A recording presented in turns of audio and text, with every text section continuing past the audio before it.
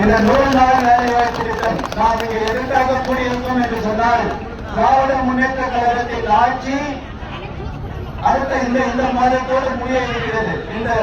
இதோடு முடியக்கூடிய கால சூழ்நிலையில் இந்த 100 நாள் வேலை வாய்ப்பு திட்டம் இவர்கள் முழுமையாக செயல்படுத்தவில்லை. இந்த 100 நாள் வேலை வாய்ப்பு திட்டம் என்பது 2005 துவங்கப்பட்டு 2006 துவங்கப்பட்டு இது தொடர்ந்து நடைபெற்றுக் கொண்டிருக்கிறது. நம்முடைய கடந்த 10 ஆண்டுகளாக எந்த விதமும் இடைப்பாடும் இல்லாமல் 100 நாள் வேலை என்று சொன்னால் நம்முடைய தாய்மார்களுக்கு 100 நாள் வேலை முழுமையாக கிடைத்தது. ஆனால் இந்த கடந்த 5 ஆண்டுகளாக திமுக ஆட்சியில் 100 நாள் வேலை என்று சொன்னால் அவர்களுக்கு 100 நாள் வேலை வந்ததாமா? 100 நாள் வேலை தந்தாங்களா? திமுக ஆட்சியில தந்தாங்களா? நான் சொல்லி சொல்றீங்களா? தந்தாங்களா? தந்தையா? 100 நாள் வேலை இருந்தது. அவர்கள் 100 நாள் தந்தாங்களான்னு பார்த்தீங்கன்னா வெறும் 29 நாட்கள் தான் வருடத்துக்கு வேலை தந்தாங்க. அந்த சூழ்நிலையில் இப்பொழுது ஒரு மாற்றம் மத்திய சர்க்கார் எடுத்து வந்தாங்க. இதுக்கு முன்னாடி பாத்தீங்கன்னா பெயரை மாத்திருக்காங்க. பெயரை மாத்தி பிடி ஜீராம்ஜி சொல்லி கொஞ்சம் புது பெயர் வச்சிருக்காங்க. அந்த சூழ்நிலையில் பெயர் மாற்றம் செய்து நிறைய இந்த 100 நாள் வேலை திட்டத்தை 125 நாட்களாக உயர்த்தி தருகிறாங்க. எதனால இந்த 100 நாள் தலைமுறைன்னு பாத்தீங்கன்னா திமுக ஆட்சியில பல்வேறு குளறுபடிகள் நிர்வாக செல்கிறது. இந்த நிர்வாக செல்கிறதுனால் இவர்கள் இந்த வேலையை தர முடியவில்லை. அது மட்டுமல்ல, இவர்கள் இந்த 100 நாள் வேலை வாய்ப்பு திட்டம் தந்தவர்களே இவர் 125 நாட்களாக மாற்றாங்க. இவங்க என்ன பண்ணாங்க? ஆர்ப்பாட்டம் நடத்துறாங்க. என்னடா பேரை மாத்திட்டாங்க, பேரை மாத்திட்டு மட்டும் இல்லாம இந்த வேலை முழுமையா தர மாட்டாங்க அப்படின்னு சொல்லி பொய் பிரச்சாரம் செய்து கொண்டிருக்காங்க. இந்த திமுக ஆட்சி இப்பொழுது பொய் பிரச்சாரத்தை நாம இன்னைக்கு ஆர்ப்பாட்டம் நடத்துறோம்னு சொன்ன பயந்துட்டு நேற்று ஒரு ஆர்ப்பாட்டத்தை செஞ்சாங்க. திமுக நேற்று தமிழ்நாட்டு முழுவதும் ஒரு ஆர்ப்பாட்டம் செஞ்சாங்க. ஆனா நம்மளுடைய அந்த ஆர்ப்பாட்டத்தில் பாத்தீங்கன்னா எந்த தாய்மார்களும் பங்கேற்கவில்லை. வெறும் சும்மா 10 பேர் அங்கே நின்று ஆர்ப்பாட்டம் ஒரு பேரை சொல்லி நடத்திட்டு போயிட்டாங்க. இப்ப நாம நிஜமாவே பாதிக்கப்பட்டிருக்கிறோம். இந்த 100 நாள் வேலை திட்டம் 125 நாட்களாக ஏற்று தந்தது மத்திய சர்க்கார். இப்ப நம்மளுடைய பொதுச் செயலாளர் என்ன சொல்றாருன்னா 100 நாள் வேலை திட்டத்தை 150 நாட்களாக உயர்த்தி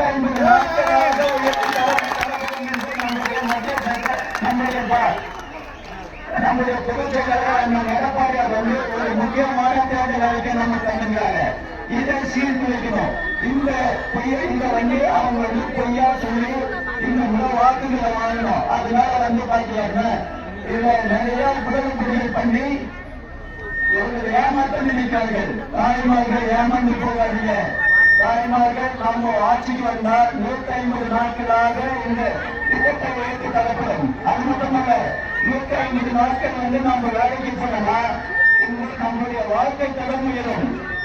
இந்த 150 நாள் வேலை திட்டம் என்பது 150 நாள் வேலை திட்டம் நமக்கு கிடைச்சதுன்னா நம்முடைய வாழ்க்கை தரம் உயரும். அது மட்டுமல்ல, நம்முடைய குழந்தைகளுடைய எதிர்காலம் நன்றாக இருக்கும். தாய்மார்கள் இங்க நிறைய பேர் ஏக்கத்தோட பாக்குறீங்க. எப்படா இந்த 5 வருஷம் முடியும், இன்னும் 1 மாசம் முடிய போகுது, அந்த எடப்பாடியாருடைய ஆட்சி எப்படா முடியப்படும் சொல்லி ஏக்கத்தோட பார்க்கக்கூடிய முதல்நிலை நமக்கு இருக்கு. அதனால கவலைப்படாதீங்க. வரக்கூடிய தேர்தலில் கட்டாயம் நாம் ஜெயிக்க போறோம். 150 நாட்களோட இந்த பணியை சிறப்பாக நம்முடைய அண்ணன் எடப்பாடியார் அண்ணன் அவர்கள் செய்யப்படுறாங்க.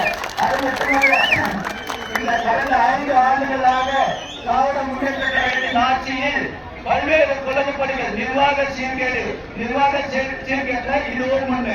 அது மட்டுமல்ல, சட்டம் ஒழுங்கு எடுத்தீங்கன்னா பல்வேறு குழந்தைகள்ல இருந்து முதியவர்கள் வரை பாலியல் சீண்டல் எல்லா இடத்துலயும் உங்களுக்கு பாத்தீங்கன்னா அதிகாரி ஆபீஸ் போலீஸ்காரருக்கு கூட இந்த ஆட்சியில பாதுகாப்பு இல்லை. இது எதனாலன்னு பாத்தீங்கன்னா நமக்கு போதைப் பொருள் நடமாட்டம் ரொம்ப அதிகமாக இருக்கு. போதைப் பொருள் நடமாட்டம் நீங்க எடுத்தீங்கன்னா எல்லா இடத்துலயும் இதுக்கு முன்னா போதைப் பொருள்னா வெறும் டாஸ்மாக் மட்டும்தான் இருந்தது. இப்பொழுது கஞ்சா, மெத்தில் ஏகப்பட்ட விஷயங்கள் இன்னைக்கு பாத்தீங்கன்னா போதைப் பொருள் அதிகமாக இன்னைக்கு மாணவர்களை சீரழித்துக் கொண்டிருக்கிறார்கள். இன்னைக்கு 30 வயசு 40 வயசுல ஒரு நபர் இறந்து போறான். என்னடான்னு கேட்டா குடியில மாட்டிட்டான், குடிச்சு சரி இப்படி ஆயிட்டான் அப்படின்னு சொல்லக்கூடிய ஒரு அவல நிலை இன்று ஏற்பட்டிருக்கு. அதனால போதைப் பொருள் மிக முக்கியமான ஒரு கலாச்சாரமாக மாறிக்கொண்டிருக்கு. இதெல்லாம் முற்றிலும் ஒழிக்க வேண்டும் என்று சொன்னால் வரக்கூடிய தேர்தலில் திராவிட முன்னேற்ற கழகத்துக்கு யாரும் வாக்களிக்க கூடாது, அவர்களை விரட்டி அழைக்க வேண்டும். அது மட்டுமல்ல, இன்று ஸ்டாலின் சொல்லிக் கொண்டு சுற்றுகிறார். அதிமுகவோ பாரதிய ஜனதா கூட்டணி, இந்த கூட்டணி நல்ல அடிமை என்று சொல்லிக் கொண்டு சுற்றுகிறார். யாரையா அடிமை? நீதான் கூட்டணி பல ஸ்ட்ராங்கா இருக்கு, கூட்டணி பல ஸ்ட்ராங்கா இருக்குன்னு சொல்லி சுத்திட்டு. ஆனா உங்களுடைய கட்சி உங்களுடைய கூட்டணியும் பாத்தீங்கன்னா இப்ப காங்கிரஸ் ஒரு பக்கம் இருக்கிறோம், அடுத்த பக்கம் விசிகா ஒரு பக்கம் இருக்கிறோம். இவெல்லாம் கூட்டணி அவங்கெல்லாம் போயிட்டாங்க. எல்லாமே குறைந்த வாக்குகள் சதவீதத்தோட இன்னைக்கு தேர்தலை சந்திக்க போறாங்க.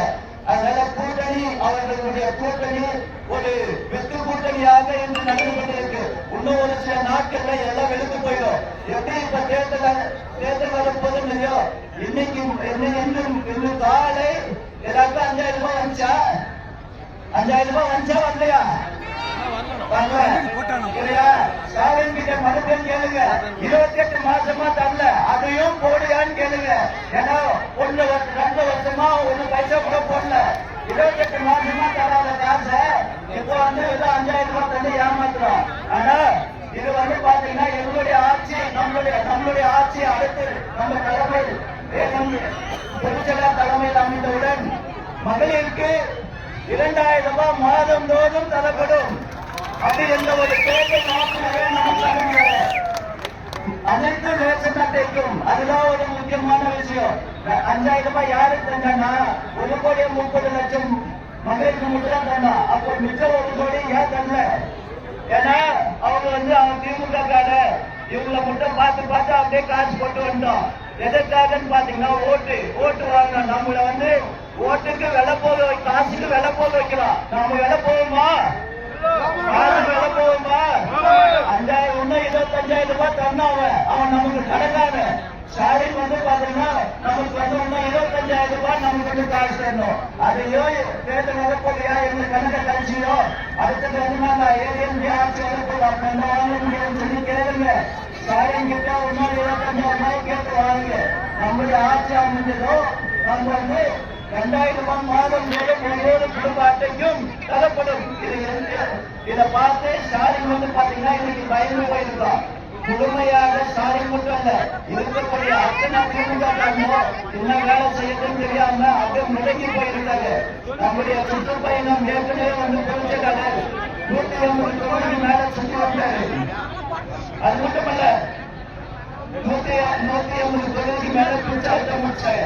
திமுகவோ அப்படியே இந்த மாதிரி காசு ஓட்ட வாங்கிடலாம் என்று நினைக்கிறார்கள். இது நடக்காது.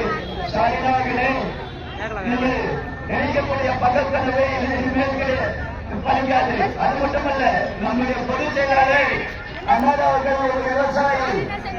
இதே மாதிரி தேர்தல் அறிக்கையில அவங்க நெல்லுக்கு 2500 ரூபாய் தரேன்னு சொன்னாங்க. தந்தாங்களா?